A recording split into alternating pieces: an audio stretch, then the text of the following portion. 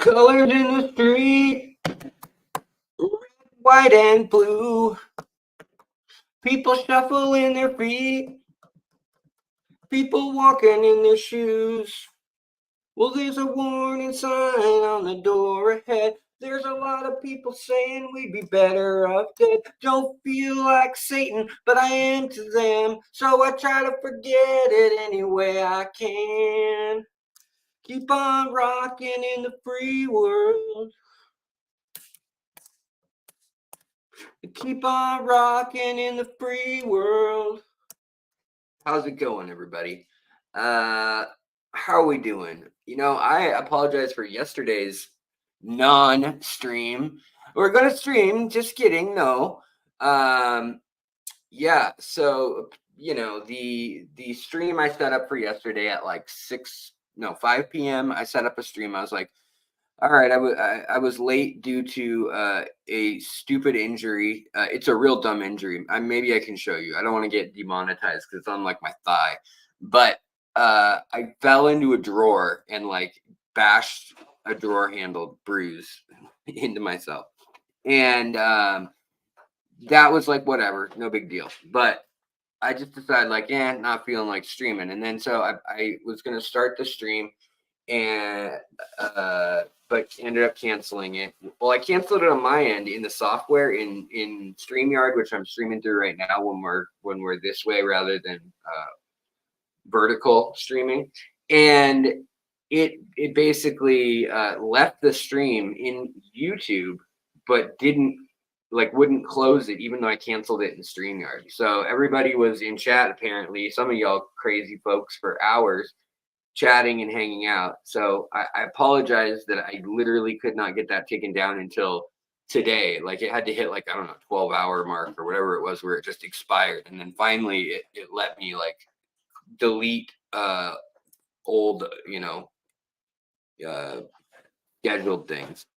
So what's up? Who we got in here tonight? We got Vinoski, we got Koro, we got Leah or yeah. Welcome, Paige Clemenshaw. I like that. Henry, what's up? Gnarly, what's up? Mel.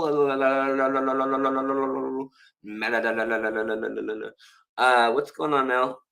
Nice looking tanks lately, by the way. They're real purdy like.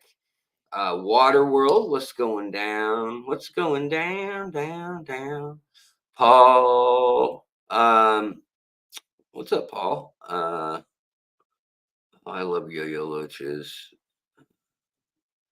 Canis Lupus, hello. Who else is hiding in here? Anybody? Randy, what's up? Jennifer McFadden made it. I don't know if she's still here, but she made it. Anna Banana. And who else? Oh, that might be it. So, welcome. Sketty, what's up? Von Lurker, what's up? So, anything new and fascinating going on in everybody's lives here? No? Yes? Maybe? How's stuff? Anybody got new fish or new critters they're excited about? Reptiles or cats or dogs? Little doggies? Oh yeah, and don't forget to smash that like button or I will cry. Alex, if you had to grow aquatic plants to feed yourself, what would you be propagating? Man, mangoes. Those aren't aquatic plants, obviously. Boy. I mean, you can eat limnophilia, you can eat bacopa, you can eat, what is it? Wisteria, is that the other one you can eat? There's a few of them that they use. So like Limnophilia aromatica and Bacopa monnieri are both seen as like medicinal herbs that you can add to food, like kind of like garlic is in our culture or in Western culture.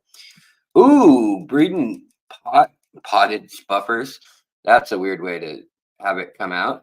Spotted puffers. That's exciting. I wish you good luck with that. Kevin, what's up, man? How's it going? Nancy B, Tennessee. What's up, Paul? You have 3 blind Mexican cave tetras. I feel like that's the start to a joke. 3 blind Mexican cave tetras walk into a cave, and one of them says to the other, "Ow! I didn't know the cave wall was there," or whatever. So I went to, and sorry guys, I was just outside too, and I got all sorts of pollen on me. So pardon me if I look like I'm like if my eyes are all swollen, or if I look itchy. Plus, like also light is coming like in, and it's like reflecting just wrong off of one thing. Like it's mathematically implausible. Nay, I say near impossible to for this light to be reflecting at the angle it is, but it is, and it is blinding me. Might have to stand a little bit, but I have something to show you. The first thing, probably not that interesting, but oh, you can't even see her. Come on, come on, come on, pretty lady. So this is a little Molly. She's just a little sailfin female doing her little sailfin thing, and that's okay, right? So we're okay with that. Well, then we got a male, and I got these at Aquarium Co-op at their mothership store. Come on, come on. Stop with the map. Okay, there we go. So these are a leucistic, so they don't have the dark um, chromatophores or melanin pigmentation, really.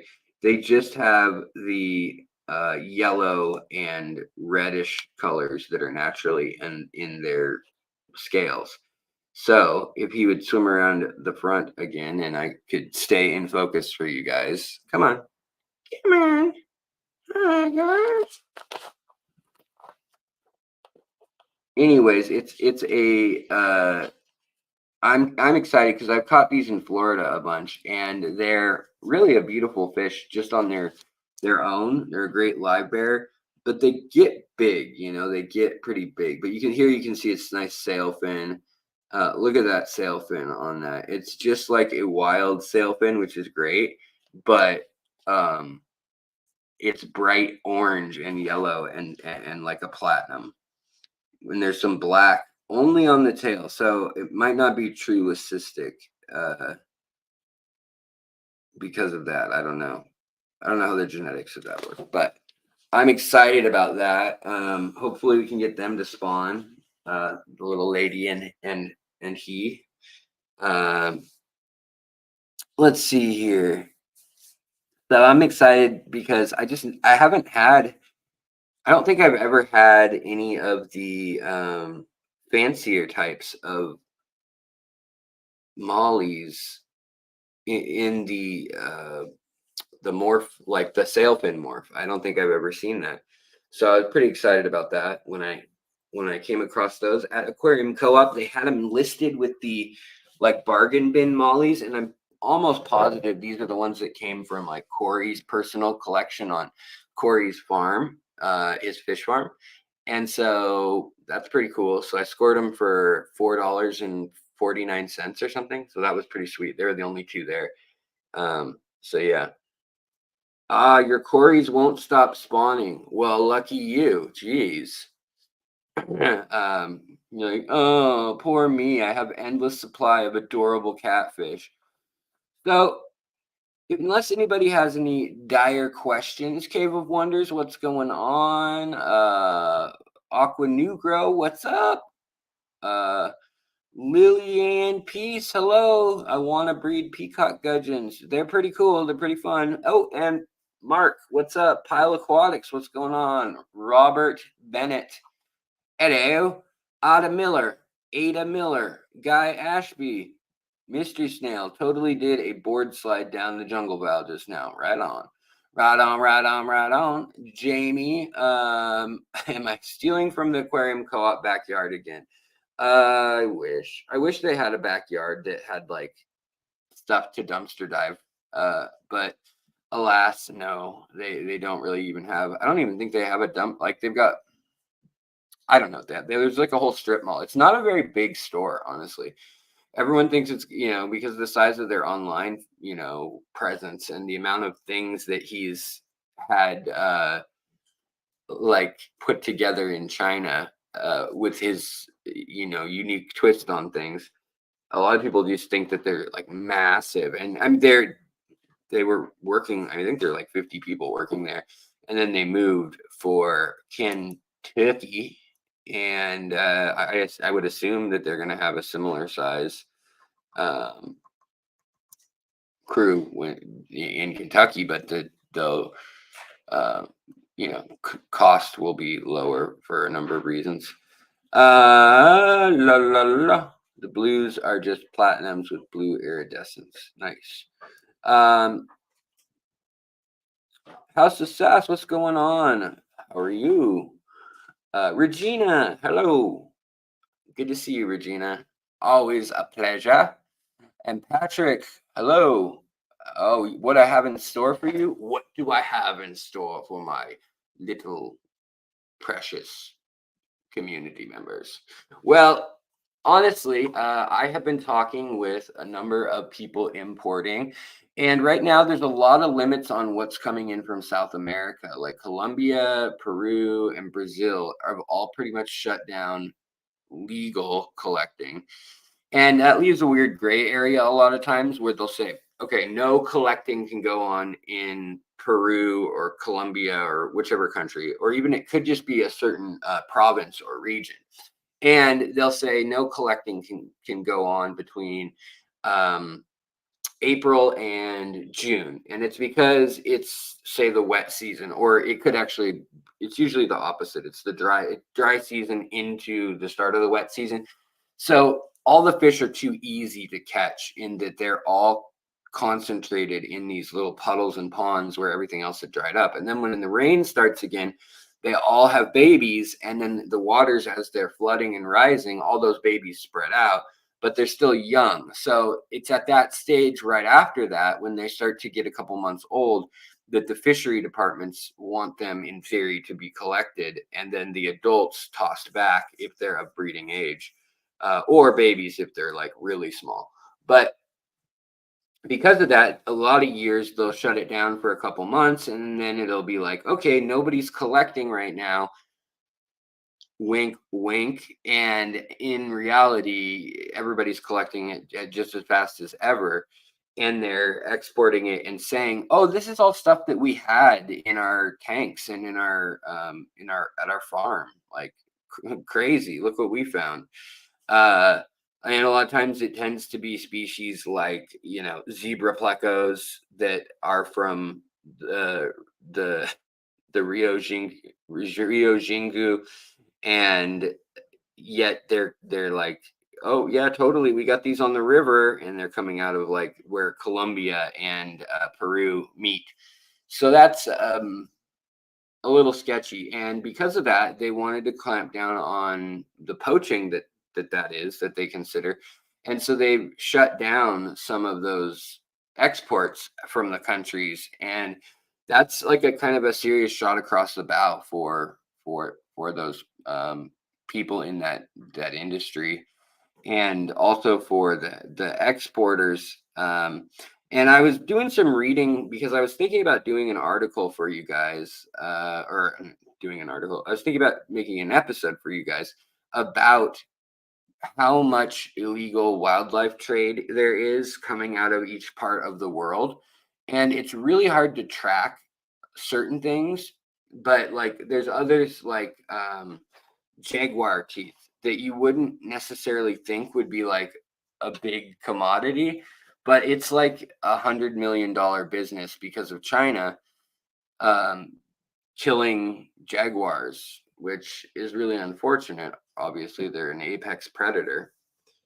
Um, is it nice where y'all live right now? Because right now it's actually freaking hot here. I'm actually like sweating hot here in Seattle. It's like almost 80 degrees.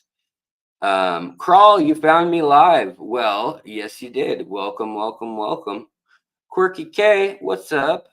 What's up? What's up? What's up? What's up? Travis, what's up? Fish Family Bot, hello. So I was looking at doing an episode on that, and then I ended up finding the some interesting statistics about the fish being harvested from the rivers and like the intentional release of fish, where right now they're having problems with people taking like unusual plecos, for instance, and letting them go at like national parks or municipal swim areas or what's it called, hydroelectricity dams. And they are doing it intentionally, hoping that there like a population will form there, especially like near these dams, where they can access fishing them and netting them pretty easily. And the water's kind of like in a man-made lake, so to speak. And they put them there, and they hope that they survive. And it doesn't work with a lot of species, but it does work pretty well with plecos and cories and stuff like that. And so now you're seeing people on these little bamboo skiff boats, they're not actually bamboo, they're, I don't know, some bald cypress or something, whatever it is that's in the Amazon, that they make an one tree into a 60-foot long uh, canoe with, that's like got a water clearance level of like 3 inches and like just ready to tip over at any second. But they are coming from hundreds of miles. Like, I was reading in one case it was 440 kilometers upriver in the headwaters, that they had found some interesting small snowball type plecos, is what they looked like. And they brought them all the way down to where the dam was, which means they would have had to go over all this territory, including a flooded jungle and stuff that's not at all possible naturally. And now, like, that's how like the super white pleco got created, was people actually brought them together and threw a bunch of plecos in the same part of the river. And because it is the perfect environment for them, they just flourish, and they do absolutely phenomenal, and even hybridizing in ways that obviously they couldn't in nature. They've been split up, too far apart. But like the actual genetics, or the if they're in the same genus, a lot of times you can get very different looking fish phenotypically, but a really, really similar genetic fish, if that makes sense, and it works out. Let's see here. Surf City Cichlids, what's up? Uh, Aquazan, what's up? And Quirky K, thank you so very much. That was really nice of you. Quirky K just gifted a membership, allowing the magic, the majesty, the magnanimous magnetism, marmalading underneath our community. And so go to the community tab, check out the extra episodes, features, the audio playlists, so you can listen to the 200 plus fishery episodes in podcast form, audio form. And I'm like sweating, you guys. I'm sorry if I look like a pig, a piggy pig. Piggy pig pig pig. Nirvana Aquatics. Yes, you were late, and you have ruined the show, so thank you. And Myers, what's going on over in Belgium there, buddy? How are we doing? We staying out of trouble, Michael Myers there? Okay, so if nobody has any pressing issues, I thought we would bring up some things that I know are going on in the next few days. So tomorrow, my buddy over at Moonlight Aquatics, Chang, he is importing a couple different orders of fish, and he gets them in tomorrow. And so he'll have to quarantine some of them, and I'll probably try to avoid showing those ones. I'll probably film them so that I can show them to you guys in a week, but they'll probably be kind of stressed anyway, since they're coming over from China and Taiwan mostly, and Hong Kong. but he's bringing in some really unusual species, and I will be live streaming from there most likely on Friday and doing some giveaways also. So we hopefully will be doing a couple $50 gift card giveaways, maybe $100 gift card giveaway to just people watching live. And then as always, you guys can get a discount of 10% off if you use Fishery 10 at checkout. I think that's all caps. So yeah, if you want to do so, help yourself. He's got some really cool stuff. Now, that being said, he also has some stuff that's already in right now that I know about, and I've been kind of holding my tongue on it, and I wanted to just share it with you guys, but I was kind of like, it's not out of quarantine yet, so I don't want people to just like start emailing him or obsessing over something, especially if like it doesn't turn out that like maybe they're not putting on weight, or maybe there's a health issue and he has to still correct it more, or it just isn't going to work out and it's not going to work out in the long term. And it's just better just to not even go there if that's the case. But yeah, he's got some cool stuff coming in, and so I wanted to share some of that with you guys real quick. Do do do. He's got some gobies and things coming in that I'm excited about, and he's got some Corridoras, like Corridorus pentanolensis, which is, if you speak French, no, it is not. Uh, pen, Hello, honey. Pantanoles, but no, it is the Pantanolensis, which is named after the Pantanal region of, um, well, I guess that incorporates Brazil and Venezuela. Guyana? I don't know. Don't listen to me on the geography of there, but the Pantanal is considered the largest wetland in the world, I believe. Sometimes it's cited as the Okavonga Delta being bigger, but it's, in any case, it's a lush, rich place with lots of fishies. Did you not read the last remark I put under the latest video? What was it? I find it amazing that we're still getting new fish into the hobby. Oh yeah, I know. And um we're getting like about 250 new species a year described by science, but that is more like in freshwater fish alone, that is. And it's closer to probably triple that in what's showing up in the hobby.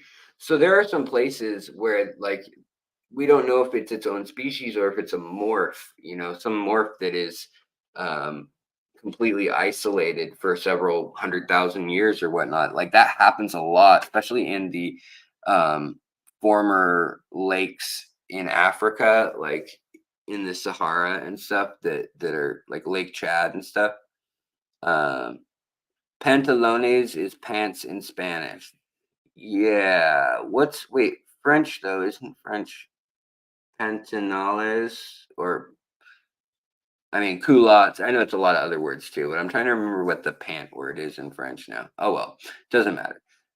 Surf City, Alex, is that the same location from which the anacondas originate? Yes, it is. That is where the biggins live for sure. Let's see here. We find the Wet Spot donated $1,000 worth of fish to the AKA convention. Wow, that's awesome. Wow, that's super cool. Um, wow, to the killifish convention, huh? That's big time. Mm.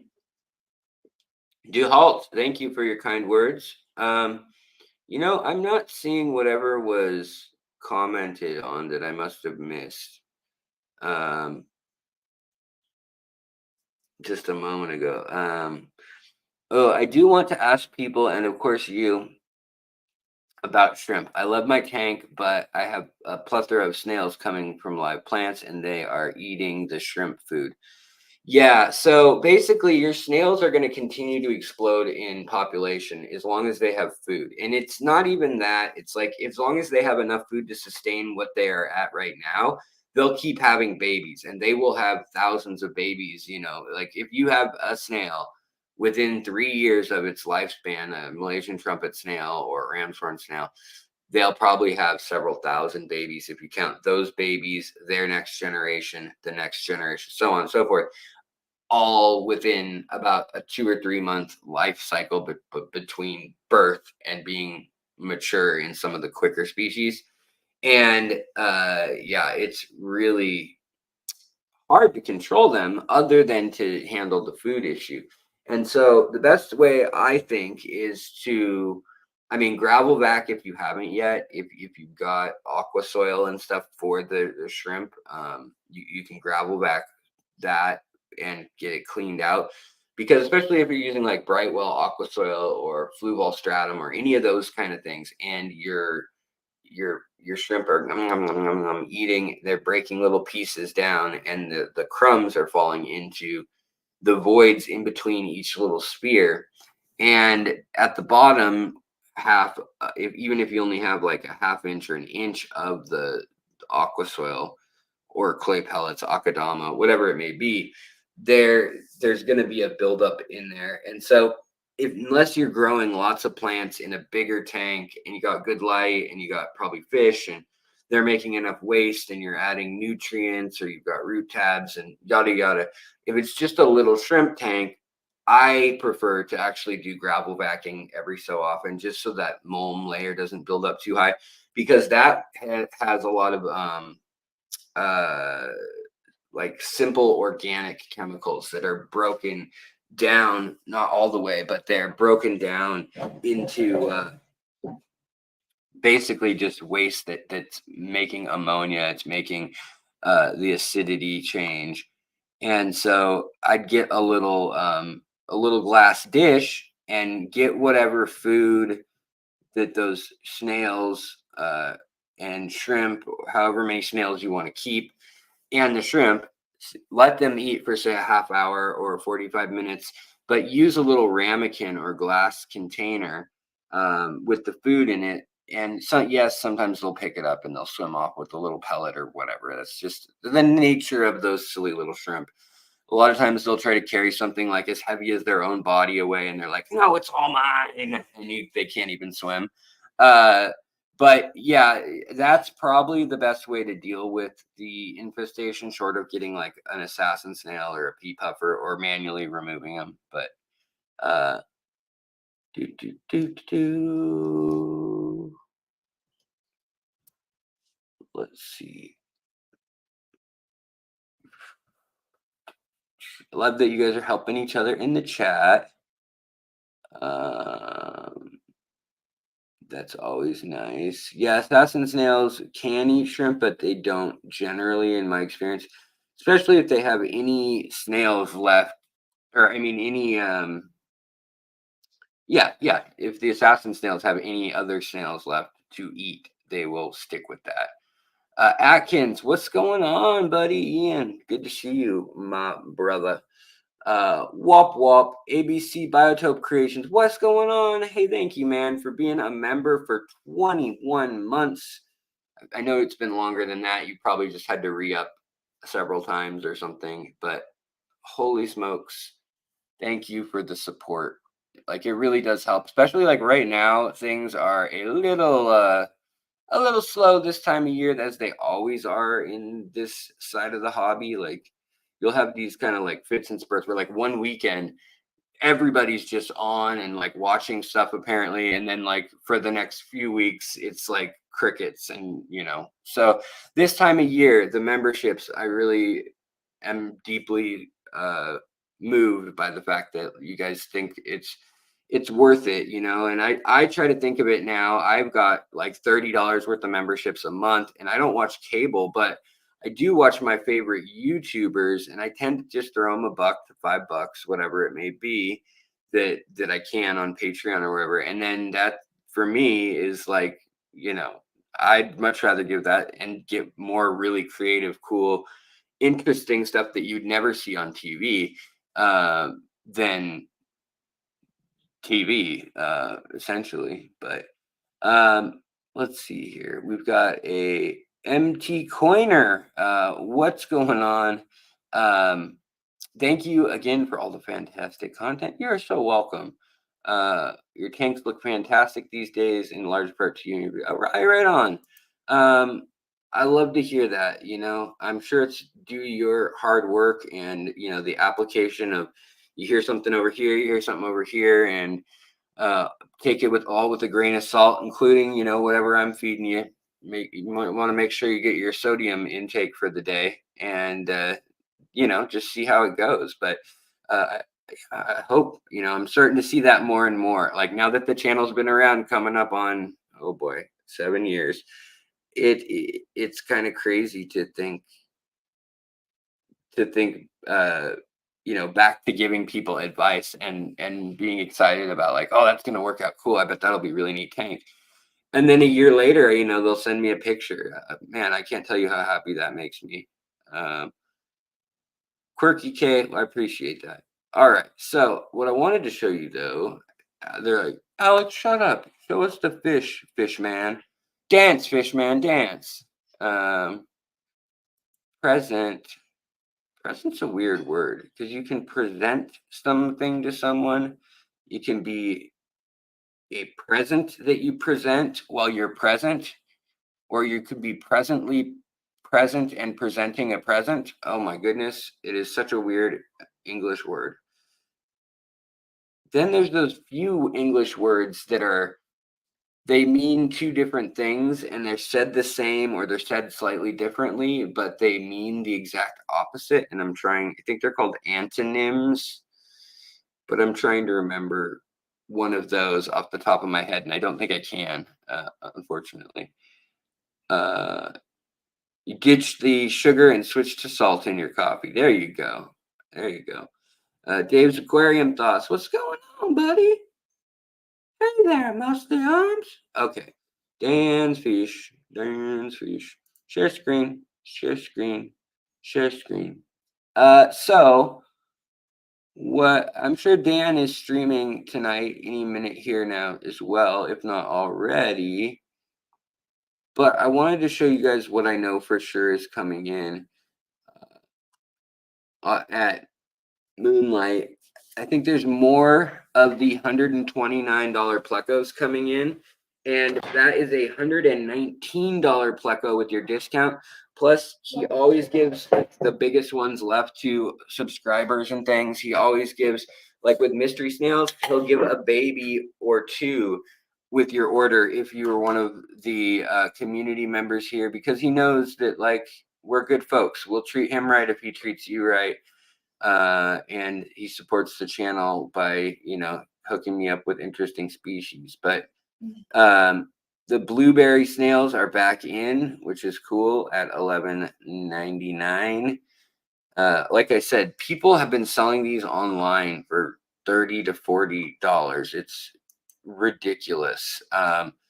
It's really unfortunate that that's the direction that some people want to take it, and I feel like but I guess it's that way a lot of times with anything new, especially when it's not hard to breed. If it's not hard to breed, then a lot of people try to cash in quick. Whereas if it's harder to breed, you'll get a rush of that, but it's a little more tempered because you have to have all the other skill and time and everything. So the other stuff that he's got for sale right now that looked pretty good were his Melanotania kalitawa rainbow fish. So pretty. They're starting to get their color just like, well, this photo. And they're just such a neat little fish. They're a smaller size rainbow fish. They are considered, I think, like a compact, a mini size, a smart car size vehicle. But they're really cool, cute pretty fish that move kind of rhythmically. Rainbow fish, pseudomcgill, they kind of move a little erratically, but these are probably one of the better swimmers for staying in a pretty tight group. Plus, they're a pretty relatively new species in the hobby and in science overall. But I think that they're the bee's knees. Now they also, I don't know about the super whites. They might be out of those for a little while from all I know. But he should be getting in a bunch of interesting stuff. And I'm checking right now to see what's up. Oh, yes, he got some crazy shrimp in too. And just like sometimes it'll say online that it's sold out, but when I go to the store on, they'll probably be Friday, I'll let you guys know what's really sold out versus what he's got like 5 or 6 of left, but he just didn't want to, overextend his inventory to people online. When something happens to a fish that's in the tank, then you got to write it off as a loss or whatever, and that's never fun. Let's see here. But yeah, so he's got some kind of interesting stuff that nobody in the US usually really brings in, like I've said. He's got some really good quality shrimp right now. I mean, like really nice ones that I hopefully we can film up close and I can get you guys the even better photos of those. I don't know why this take me back to here. Come on. Okay, so yeah, the other stuff right now that he's got, some of the things I think are good, like a really good deal. The Thai micro crab, which I mean, I don't think I've seen these for under 20, maybe $24. And he's got a bushel of them. So try those out if you so wish. Also, these Caridina shrimp, he says, are super sturdy. So we're going to test them in one of my tanks where there's no filter. There's nothing other than a little bit of, well, you guys have seen the tanks, how I set them up, but there's no active filtration pump or anything like that. There's no light that's on a schedule necessarily. A lot of times it's the ambient light or just light to see when I'm working in the tank, not necessarily on all the time. And they just get the ambient light and the food from the other room. Plus they get a little bit of an enhanced food diet. But the point being is it's like just tap water that I'm just re-upping or I'm, just topping off. And he said that he's been doing that with these Caridina now for like a couple of weeks, maybe a month even, and that they're the best source he's ever had. Same with like the blue bolts and some of these other ones. He's got some shrimp right now that are retailing like these fancy tigers. Some of these, are going for like 30-40 bucks normally, and he's got them for $7.99 because he's just not bothering to like cull and grade. He's not like actively working on any lines, he's just selling them. But yeah, some really beautiful stuff going on there. Also, he's got some really nice live bears. Pretty much anything he has, I would say, is quality. I got some of these koi red ear. Oh, not those. I got the sword tails rather than the guppies, but same pattern. I enjoyed the pattern as well.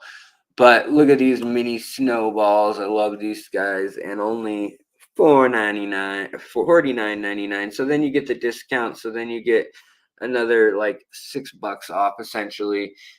Pretty sweet deal. He's also got some neon dwarf gobies, and he had Annie A goby, and he had neon blue, and I think like cobalt, and he had a couple of them species wise, and I think he's getting in more tomorrow. And so by Friday, we should be able to see them. If not by some of the ones that are in quarantine now, waiting to come and be a part of our lives. Betta imbolus. These guys, totally peaceful bettas, totally beautiful bettas. He's selling them at a good size and everything, a good age. I bought 5, and it's 2 males and 3 females, and they're hanging out in a 2.5-gallon tank. And they are doing phenomenal, and they're starting to color up, like this little guy here is starting to get his colors. But these will actually color up very similar to like a wild betta splendens. Like they'll get the full color. They're not just gonna stay like drab like some bettas like that. Oh, they already sold out of the Scarlet Baddest too. I had a feeling that might happen. Great little fish. Kind of expensive for $10 other places, but he's had it for $6.99, and like everybody in town, wants them, wants to get them breeding. But only a few of us have actually spawned them in the Seattle area that I know of, just because of whatever came up.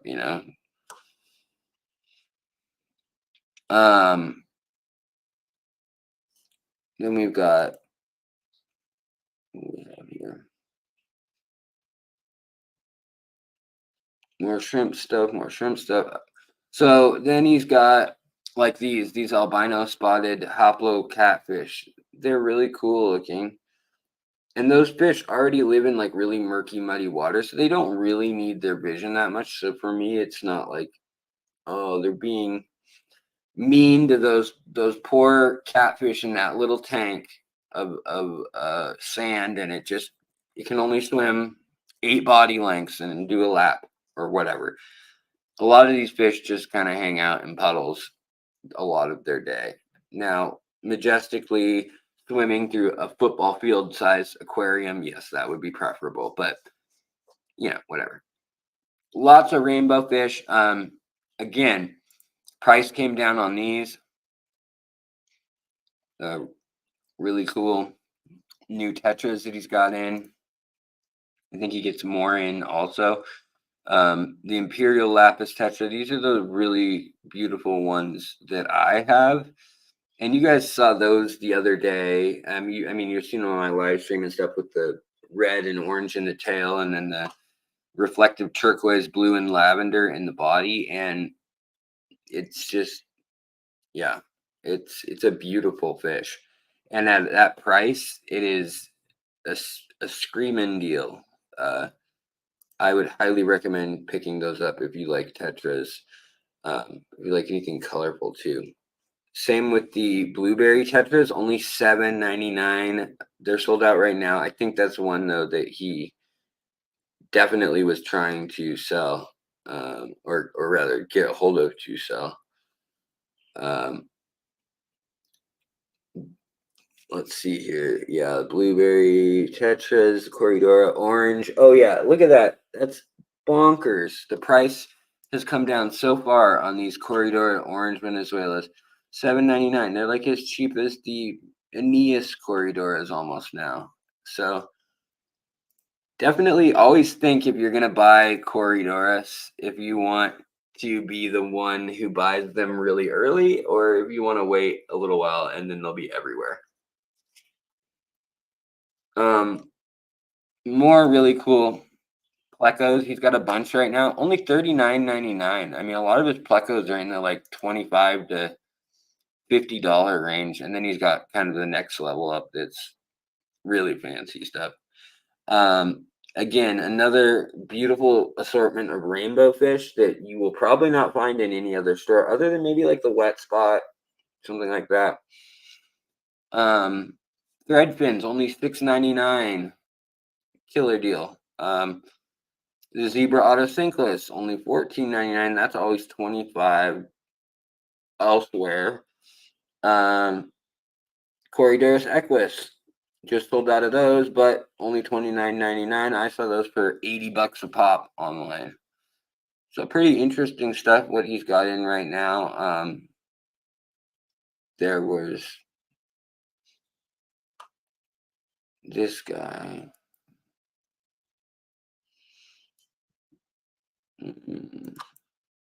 $17.99. Okay.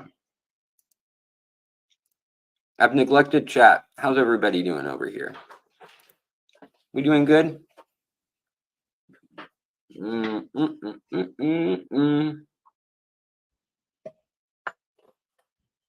spent $300 on a plant that hit.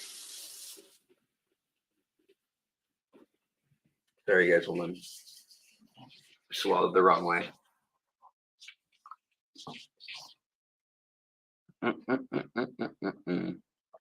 Asya, how are you doing, my dear? Good to see you. Making me smile just by existing. What's going on? Yes, pink Madakas were sold out, but he did have some. They were in fact, legendary pink ones with the lame pattern, the sparklies on them. I know he's trying to get more. I don't know when they'll be in or if he did get more yet, but probably we'll know. Maybe tomorrow night, but definitely by Friday. If and when, which I should be. I mean, I'm planning on it as of now, streaming. Yeah, we should have most of the species names at least like on a list. Some of the stuff, we look at and we're like, wait, what is this? Like, we don't know that species because his suppliers know that he wants weird, wonderful new stuff that that may not even have a name yet. Duhalt says I have to go chat people. Alex, I appreciate your comments. Blah, blah, blah, blah. Well, thanks. We're just laid back, just chilling today. Just kind of hot, feeling hot, hot, hot. The earth's on fire, feeling hot, hot, hot. Do I know the difference between Emperor Tetras? No, I don't. I really don't. Like, to a frustrating degree. Like, you hit on a sore spot. I don't know why they keep calling them all Emperor Tetras. Some have a black line, some don't. Some are like solid navy blue. Some are, a whole different color set. Even like the fin arrangement and everything can be different between them all. So I don't know.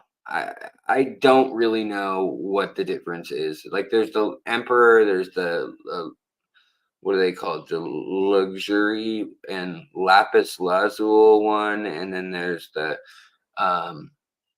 another one. Not is it quality? I'm trying to think of. It's one of the big fish importer places. I can't remember how they have it labeled.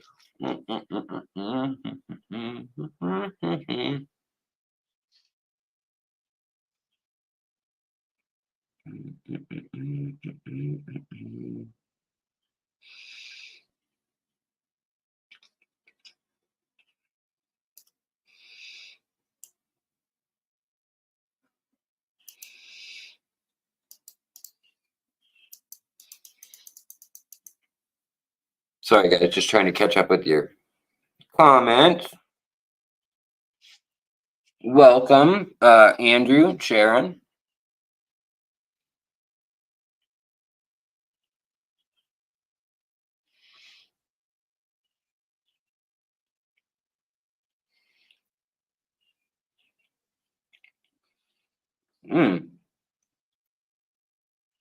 You guys are having an interesting little conversation in the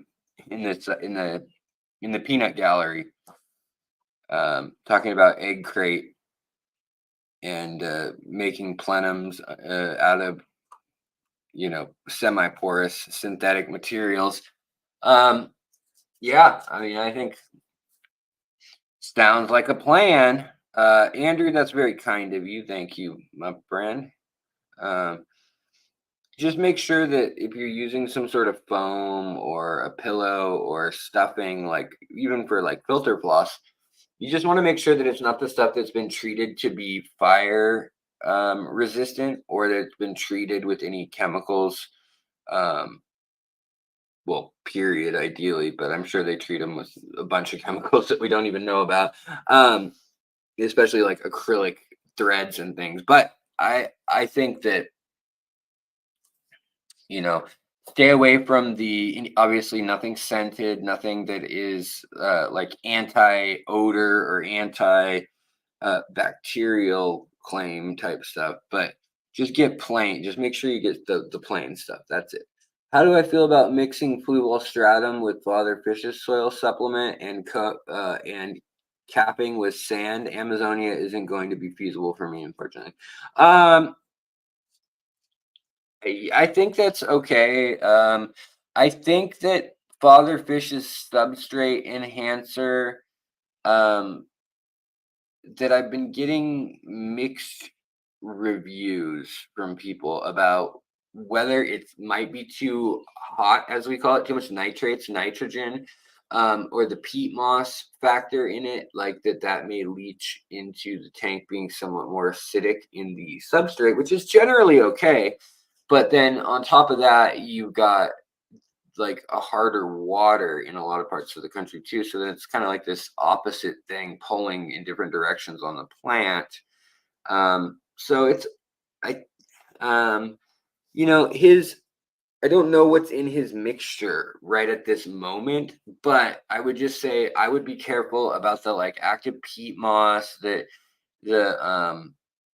anything that's in high concentrations. Like, yes, it's great after the fact, years down the line. And if you bury it really, really deep, it's not going to be a problem until quite a bit later, probably realistically.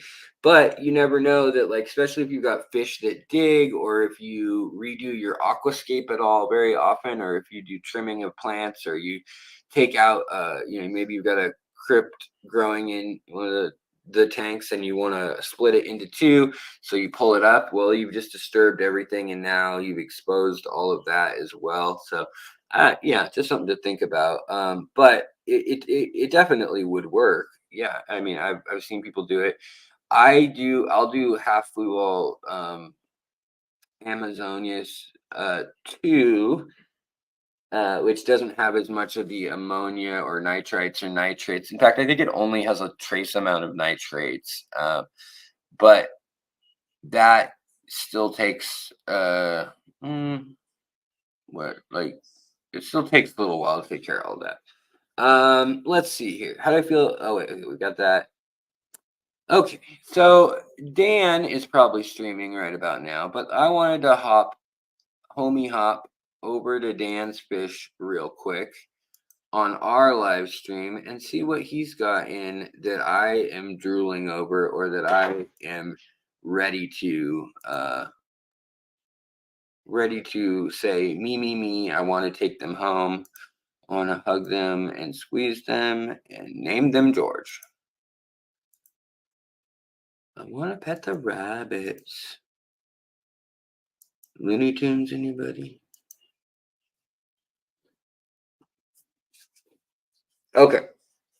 So he's got obviously more expensive prices. We know this about Dan's Fish, but the fish are always going to come shipped one to a package, basically. Well, maybe not the chili reservoirs, but most of everything will come that way. And I swear, he uses an eyedropper and he spoon feeds every little baby shrimp, every little baby shrimp, every little baby fry that is in his possession. He chews their food for them. I mean, he's the guy to go to. He's got the vet on staff now that they're working together to like figure out all these why can't I think it? Is it pathogens? I was like pathogenogens, pathogenogens, palomino palabras. Um, anyways, but yeah, they're learning a lot, especially being able to afford that vet on staff. I mean, that's pretty cool. Like almost nobody has that. I think maybe three other companies that I know of, even at all, have that. But it also will allow them to ship to Canada. And by the way, Moonlight Aquatic will be shipping to um, to Hawaii, and there also will ship to Alaska if it's feasible. If it's not like negative 400 degrees Celsius, and the abominable snowman is uh, taking over the thermostat down there. But yeah, look, I'm kind of surprised Dan has a few of these man-made morphs of the cichlids, like the polar blue. They are cute. They are mean as heck when they once they spawn, but they actually stay kind of like that.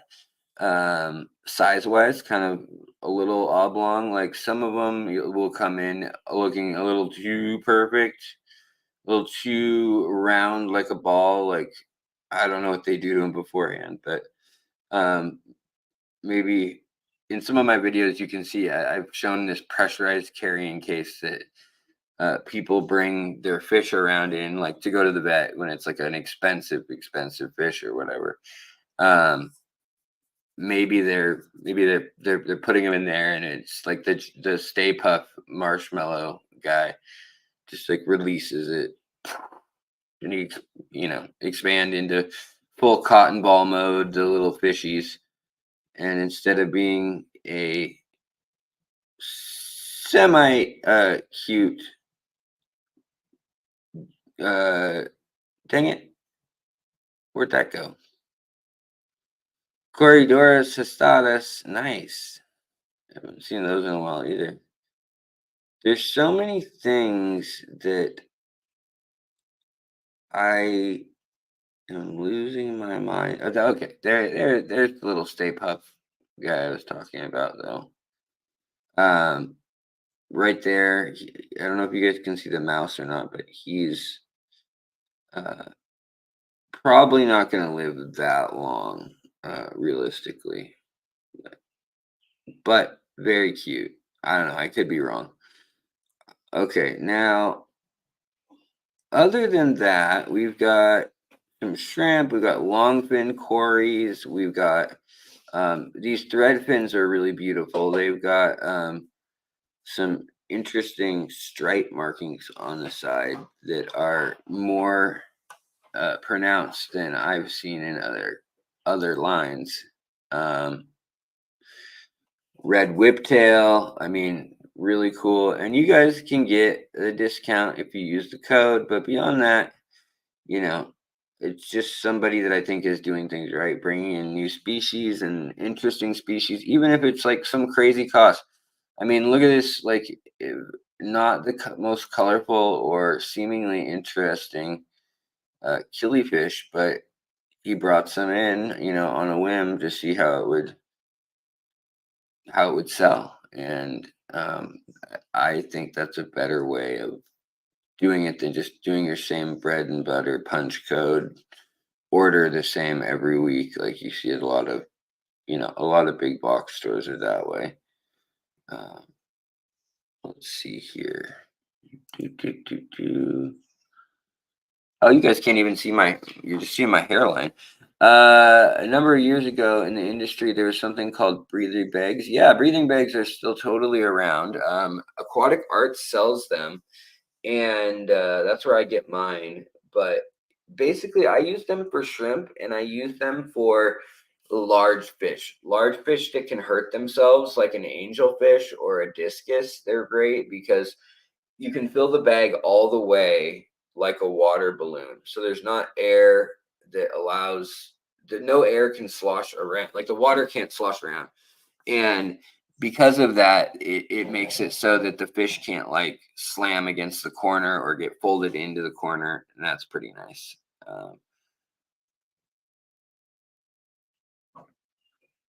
Um, yeah. Lashana, that's a good point. Just put microfauna in my tank today, and I'm thinking about how I want the environment to be.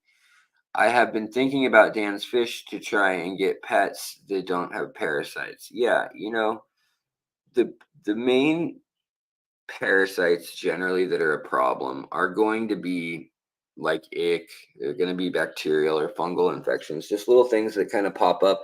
And the vast majority of them have to do with stress. And the stress is cut down immensely by the way the production line and the procurement pathway of these species is set up. So if they're, collected by a hobbyist and then put into careful packages and admired, and each one like, oh, this one's going to Bob in New Mexico. Yeah, and then they send them back up to themselves or on a plane with themselves in their luggage. That's going to be so much less stress on a fish than one that's like shipped from, I don't know, uh, let's say from, man, why can't I think of a good example of like Amazonia or Manaus or whatever? But say that they're shipped from some kind of backwater area, and then they've got to make it to the kind of capital city of that area, and then a lot of times that then has to go to um, wherever else it's going. And then once it gets into the US or Europe, then that one is going to have a time that it's got to acclimate and or die or live or survive or whatever happens. And all along all this, like the weight of all these responsibilities as far as finances and stuff go makes a big difference, how they're treated for sure. Sell breather bags around corners to avoid that. Yeah, for sure. I agree. Could the puffing be from putting pure oxygen into the bag at too high of pressure? A number of years ago, you're in the industry. Oh, okay, yeah, yeah.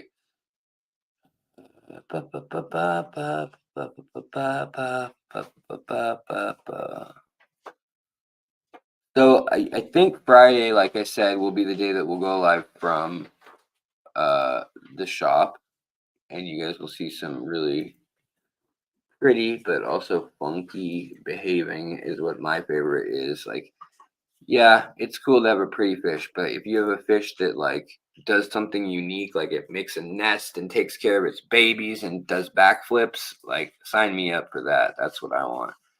Um, but there's a lot of fish at Dance Fish right now. Look at that. Wild. The Geopegus Baha'i Red. Very pretty. Only $17.99 too. And the Flash Pleco. Man. Giant Autocinkless. That's a little steep for my blood, that price there, but if you couldn't source them anywhere else, like if you don't have them anywhere locally, I see why someone might do that. I mean, it's a fish that's going to be here at least, I don't know, 5 years or something in captivity. Yeah, look at all these interesting um,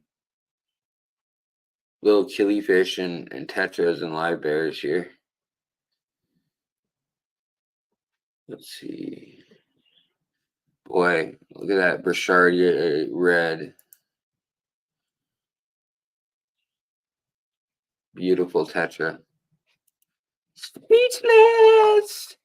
I don't know what to say about your beautiful tetra ways. Ba, ba, ba, ba, ba, ba, ba. Ba, ba, ba, ba, ba, ba, ba, ba. Patrick, what's going on? Would you know where I could find a Tenopoma conjugum, or any advice on where to look? The wet spot is probably going to be your best bet. The wet spot tropicals in Oregon, in Portland. Thank you so much for the super chat. That was very kind of you, by the way. Never expected at all, but I love it when you do it. Thanks, buddy. Yeah, no, I don't know when those have been around last. I saw the Ansorgii Tenopomas, and I saw another Tenopoma that was definitely not the dwarf kind or the real small kind. But Yeah, it's kind of a specialty fish. Africa right now too, they're having a hard time getting fish out of certain areas. Um, it's fuel costs are high to go out on an expedition to go and get them and spend time on the monkey on the boat for like a week at a time or whatever, and then coming back, and then fuel like lantern wicks and kerosene and flashlights and all the kind of stuff that goes on when they go on an expedition. Just the costs have gone up quite a bit too, um, for everything.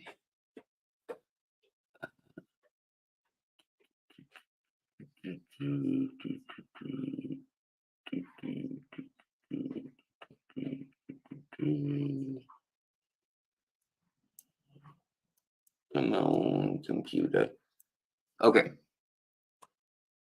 So last, just use the code Alex if you want a discount on this. The other thing to show you is that on Dan's right now, if we go, for instance, to where's a good example? Well, I want to be placed down.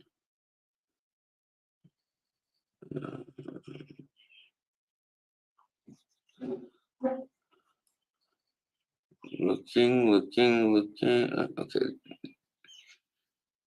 There's the Tenopoma. I can never say that one. Acator roastery. The rotisserie Tenopoma. Yeah, that's what we're going to call that. That's a rotisserie Tenopoma. You put on a rotisserie, delicious. But yeah, you could put in a request also with Dan's fish. He does get African shipments in. So there's moonlight for that matter. So it might be worth messaging somebody. But if not, if you don't see anything else, also just check back in this tank that I got going at home. And maybe I can find you something similar, at least. Small, compact, cute in nature. All right. So just beautiful fish after beautiful fish. Photography's improved so much over the last whatever 3 or 4 years since he started the online show. Also, look at this. Elastomas, Everglade, very cool in my opinion that they're offering those now. Also, long fin tetras, super cool. These are another one that's like a bit of a genetic disaster waiting to happen. Like they get infections really easily on their long fins, and they are prone to nipping at each other's fins and their own fins. Just like probably if they're feeling something on them and they're just trying to clean it off or whatever, but then they tear their fin or whatever, and then it becomes like a keloided scar or a you know, then it starts to look a little bit weird. And a lot of times people, obviously, you're buying it for the aesthetic of that uh, fishy fish, but they are really pretty in a group together. They move pretty slow and flow, like water in their own right. So I think it's probably at best to get like 7 or 8 of them. If you only get like 4 or 5, they're not going to really do that very much. But once you get up past like 8 of them, they seem to just click, and all of a sudden they're like, "Oh yeah, we're totally cool community fish. We're not going to rip at each other at all, and like um, we're going to get along with everybody in the tank." Aquarium bred and raised in Israel. Now, these are interesting. Um, I don't know where they're endemic to. Huh, usually it would sit. Anyway, cool fish. These little guys, only $19.99. And as I said, there are a lot of these fish right now are marked down already. So like here is a $19.99.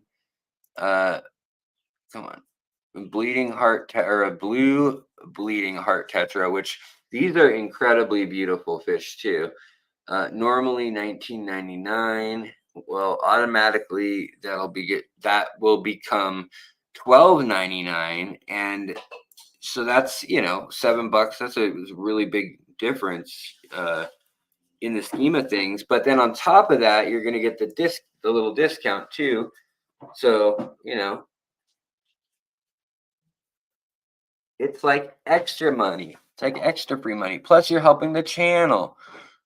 How cool is that?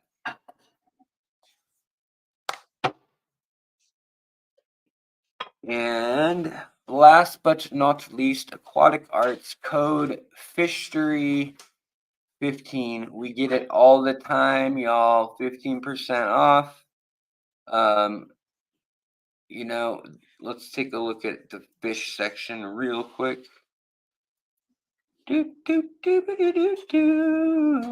Let's make this bigger.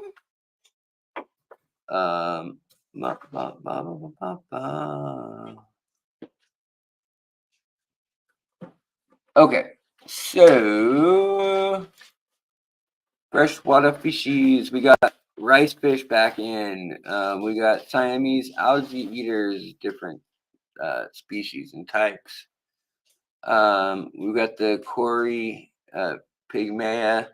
Love these little guys. So peaceful. So I don't know, just so peaceful and cute. They look like little rabbits or little mice in your tank or something. And they clean up the food that other fish miss for the most part. They're a little shy. Also, melon barbs. These are really cool. They can get fairly big, so be careful if you're putting together a little nano tank or something. You might want to not use those.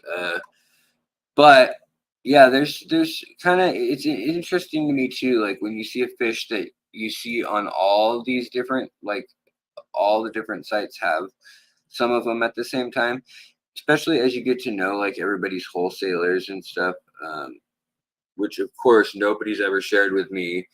I'm just totally guessing with all of this. Wait, hold on. What are you making, honey? An old turkey burger. Gross.